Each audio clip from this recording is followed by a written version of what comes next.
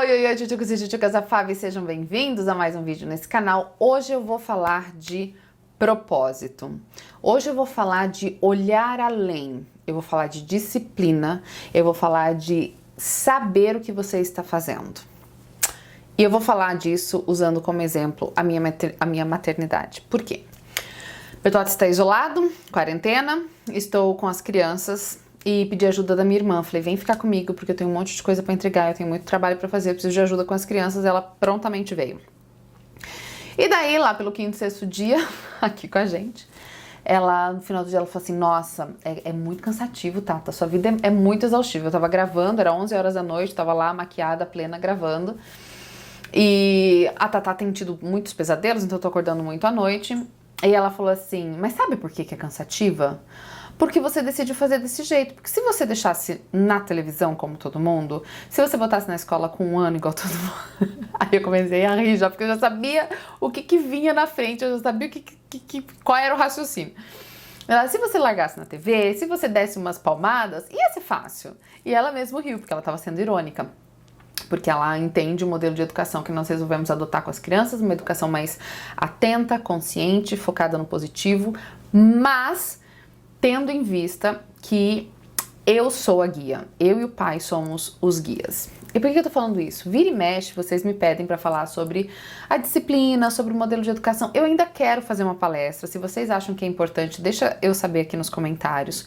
Quero fazer uma palestra no molde da que eu fiz do feminismo para falar sobre a questão da vara, de bater. Eu sei que isso é polêmico no meio evangélico, né? A questão de bater. E tem muita discussão, maridos e esposas às vezes tem muitas discussões sobre isso. Se você gosta do assunto, bota aqui embaixo que eu vou preparar um assunto assim. Mas, basicamente, ela estava falando isso porque quando a gente decidiu ter filhos... e a gente não sabia ainda o caminho todo que a gente ia percorrer, uma coisa estava certa na minha cabeça. Eu queria criar indivíduos emocionalmente saudáveis. Eu queria criar indivíduos que fossem preparados para o céu.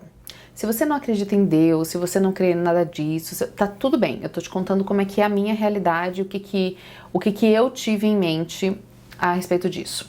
Eu acredito na Bíblia, eu sou uma mulher cristã, eu acredito que Cristo está para voltar e ainda que demore 1000 anos para ele voltar, eu não sei o dia em que a minha vida vai findar, então eu quero estar pronta, não importa se eu morro amanhã ou se eu morro daqui 50 anos, tá? Essa é a minha crença. E o que significa? Que essa crença, essa minha visão de mundo, ela guia todos os outros fatos da minha vida, porque ela é de verdade, ela não é uma crença da boca pra fora. Então, eu cresci num lar adventista não, né? Cresci num lar dividido, mas essa crença me foi passada de criança, mas depois, como adulta, eu racionalizei sobre ela, eu estudei sobre ela e ela é minha, não é mais a crença que a minha mãe me passou, ela é minha. E eu passo isso adiante pros meus filhos. Só que os meus filhos são pequenos. Então, meus filhos não compreendem a magnitude de tudo. Por exemplo, para o Teodoro, a metragem das coisas é Deus. Então, Deus é maior que tudo, Deus é o maior de todos. Então, quando ele quer falar alguma coisa, mãe, bate aqui em Deus. O padrão dele de grandeza, de força, tudo é Deus. Então, eu vou falando para eles na linguagem que eles aceitam e que eles compreendem, né? Só que isso, crer desse jeito e querer educar os meus filhos desse jeito tem um custo, tá? Qual é o custo? Obviamente, como todas as mães e como todos os pais, né, que verdadeiramente pegam esse papel pra si, a gente é muito cansado, né? A gente se cansa muito, a gente tem pouco tempo pra nós mesmos, porque a gente, nessa parte significativa, nesses primeiros anos de formação das crianças, a gente se dedica a elas. E algumas coisas são pilastras. Significa que sobre elas a gente constrói as outras coisas. Então, a primeira coisa é disciplina e rotina, tá? São duas coisas, na verdade, não é uma, né? Disciplina e rotina. E isso significa que meus filhos têm horário para comer, para brincar. Eles nem percebem isso. E por que isso? Eu estudei há alguns anos e eu vivo assinando essas revistas científicas, sabe? Internacionais. E eu tinha lido na Pediatrics, anos atrás, como a rotina, como a previsibilidade faz com que a criança seja mais tranquila, seja emocionalmente mais estável. Então, ainda que ela não tenha noção das horas, ela sabe que depois de papar, ela vai trocar a fralda, depois de trocar a fralda, ela vai brincar, depois de brincar, ela vai fazer tal coisa. Essa previsibilidade deixa a criança mais estável, emocionalmente mais tranquila e mais equilibrada. Esse é um ponto. E como que era a minha vida antes dos filhos? Era absolutamente sem rotina. Eu tava um dia aqui, no outro dia ali, um dia eu ia fazer tal coisa em casa, outro dia eu tava em outro país, a minha rotina era assim. E isso me custou. E por que eu faço isso? Apesar do meu curso, porque eu sei que o discurso de hoje é tudo que faça o que te faz feliz, faça o que é bom pra você. E quem já assistiu minha palestra do feminismo sabe a armadilha tamanha que é isso pra quem crê no céu, pra quem crê no que transcende a essa realidade pequena. Então, me custou sim, porque eu gostava de uma vida sem rotina, eu gostava de uma vida incerta, só que eu era adulta. Para eu formar os meus filhos dentro de uma previsibilidade, dentro de emoções saudáveis, eu precisava dar a eles rotina. Então, sim, meus filhos têm horário para dormir, têm horário para acordar. Aí vem gente e fala assim, mas e a liberdade da criança? Porque criança não tem que ter liberdade mais do que ela possa ter responsabilidade. Meus filhos não têm permissão de escolha além daquilo com que eles possam lidar como consequências. Eles não têm, Teodoro vai fazer 5 anos, como lidar com as consequências de não dormir bem, de não comer bem. Então, já que eles não podem lidar com as consequências das escolhas, eles têm escolhas limitadas. Significa escolhas limitadas, que dentro de um range de possibilidades curto e adequado à idade deles, eles podem escolher. Eles podem escolher a hora de dormir? Não, eles vão para a cama todos os 3 às 7h30 da noite. As meninas dormem um pouquinho mais cedo, porque o processo delas é mais curto, o Teodoro tem mais história, tem culto, tem oração, então o processo dele é um pouquinho mais longo. 15 para as 8, 10 para as 8, está todo mundo dormindo, é a hora que eu e meu marido vamos ter um momento só para nós dois, é um momento que a gente vai ler, vai estudar ou vai trabalhar com o que a gente não conseguiu fazer durante o dia. E eu vejo às vezes que a maternidade de muitas pessoas é meio conturbada porque talvez não saibam ou não entendam o peso e a importância da rotina, da disciplina, para que tanto crianças tenham uma previsibilidade, uma saúde emocional, quanto nós casais tenhamos o nosso tempo.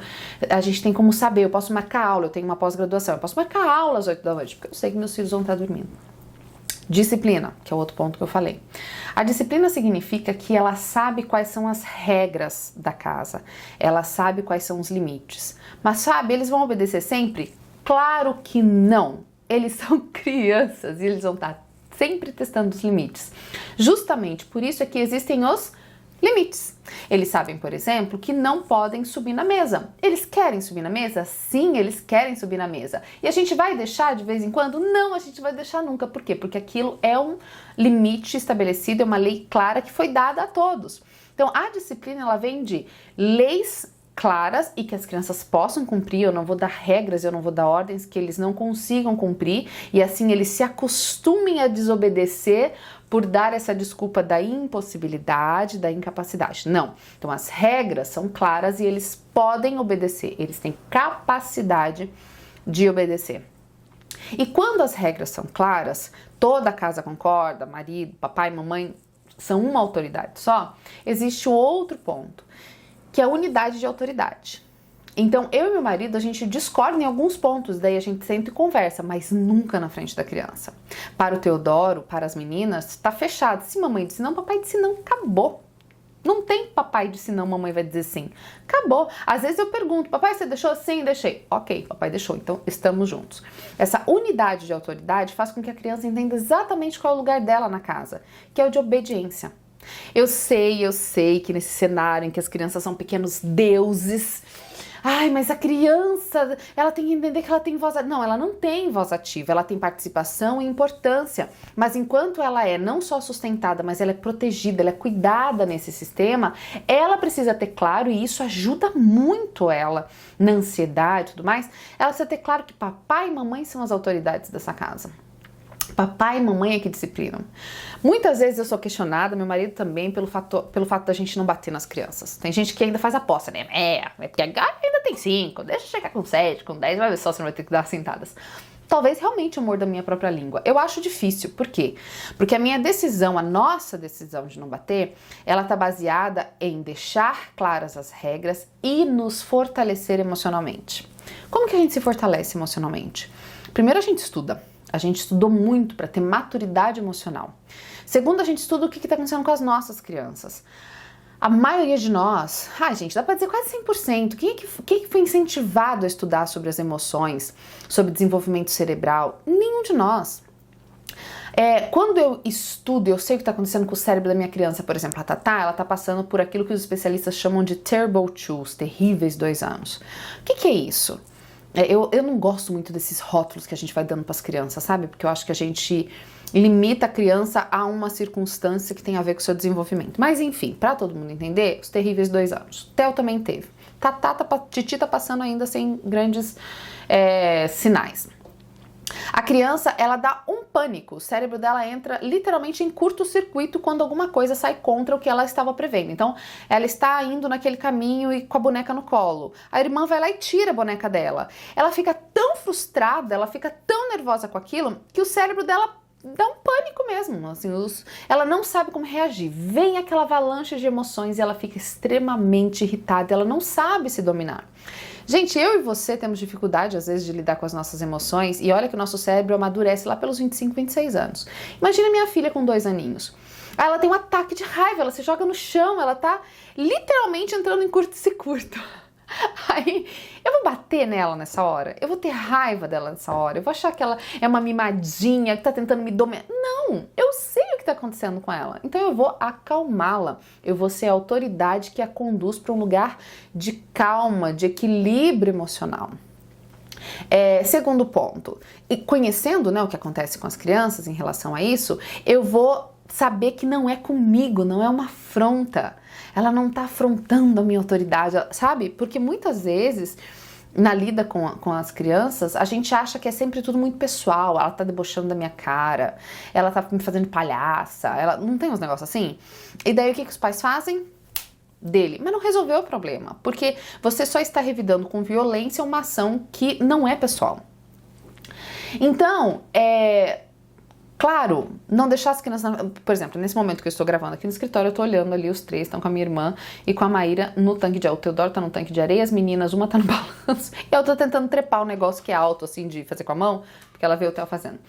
Para mim é fundamental que as crianças tenham essa vivência de ar livre, essa vivência motor, esse desenvolvimento motor. Por quê? Porque eu entendi que eles não estão prontos, por exemplo, para atividades concentradas, ficar fechado no ambiente. Eles precisam descobrir, eles precisam explorar, isso faz muita diferença.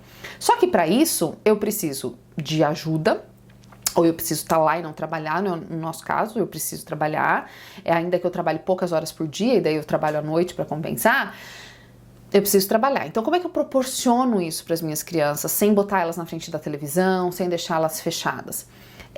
Mudando o meu estilo de vida. Eu não moraria onde eu moro se não fosse pelos meus filhos.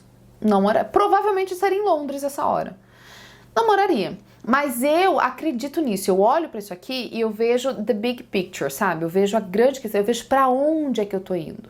Então, sim, chega no final do dia, eu tô cansada. Ontem mesmo eu parei, né? Eu paro minhas atividades, vou lá fazer almoço, porque eu também acho que é importante que eles comam comida saudável, que eles me ajudem na cozinha, embora atrapalhe mais do que ajuda. Tá? Às vezes vocês veem o Teodoro ali picando as coisas comigo. Mas o meu atrapalha. O meu também atrapalha. O que eu levaria para fazer em meia hora, eu faço em 1h30.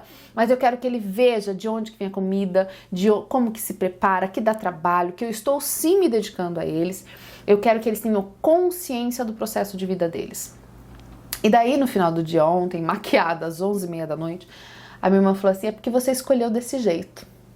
E eu dei risada, a gente riu, porque foi uma ironia dela. Falei, é verdade, eu escolhi desse jeito. E eu tô vendo além desse meu cansaço agora. Só que muitas de nós não está vendo e está cansada do mesmo jeito. Por quê? Porque não tem um propósito com a sua vida doméstica.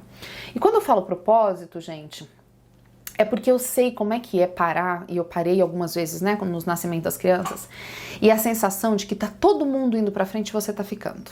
Todo mundo tá evoluindo, ou tá trabalhando fora, ou enfim, e você tá ficando pra trás. E é uma sensação de que você não tem importância, mas você tem.